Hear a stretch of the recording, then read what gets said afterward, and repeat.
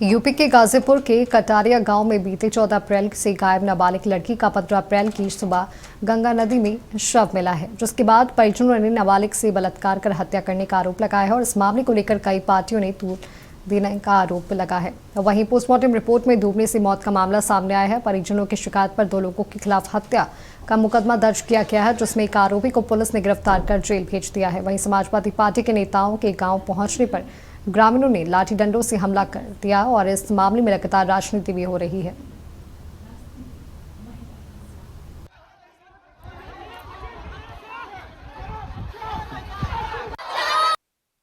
अनिल यादव को एसएचओ साहब सुबह गिरफ्तार किए थे उस पीड़ित परिवार के घर से। उसको अपनी गाड़ी में बिठाए थे। उसको थाने ले जाने की वजह इसी गाड़ी में बैठा के यहीं रखे थे।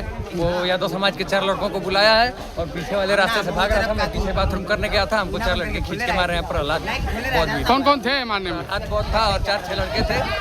अनिल यादव वहाँ आगे जैसे हम लोग गए, वहाँ भारी तादाद में महिलाएं तख्ती लेकर रोडों पर हम लोगों को रोकने का काम की।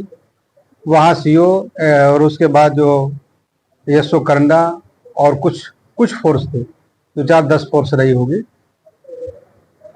उस पर हम लोग ने आपत्ति जताया कि आप महिलाओं को हटा दीजिए और हम लोगों को वहाँ जाने दीजिए।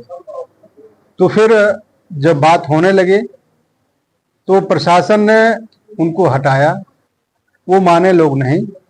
वहां स्पष्ट दिखाई दे रहा था कि प्रशासन वहां बौना हो गया है।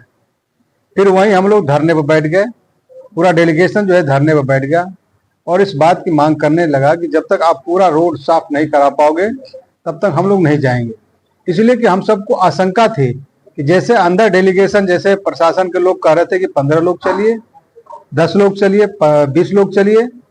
हम लोगों को पहले से इस बात की जानकारी थी कि वहां पर जो है डेलीगेशन के ऊपर हमला हो सकता है। इसमें तो पीड़ित परिवार के जो विगत दिनों थाना करंडा के अंतर्गत ग्राम कटरिया में विगत दिनों निशा विश्वकर्मा की हत्या हुई थी, उसके संबंध में हम लोग पीड़ित परिवार से माननीय राष्ट्रीय अध्यक्ष जी के निर्देशन पर हम लोग कटरिया गांव जा रहे थे। संदर्भ में लगातार इसका पुलिस के द्वारा खंडन किया गया और लगातार अन्य मुकदमे भी दर्ज किए गए जो इस तरह का कार्य कर रहे थे। इसी क्रम में आज समाजवादी पार्टी का प्रतिनिधि मंडल इस गांव में परिजनों से मिलने के लिए उनके आया था, जिसमें लगातार जो परिजन थे वो पुलिस की कार्यवाही से लगातार बता रहे थे कि वो संतुष्ट हैं और यहाँ पे उन परिजन और जो गांव के लोग थे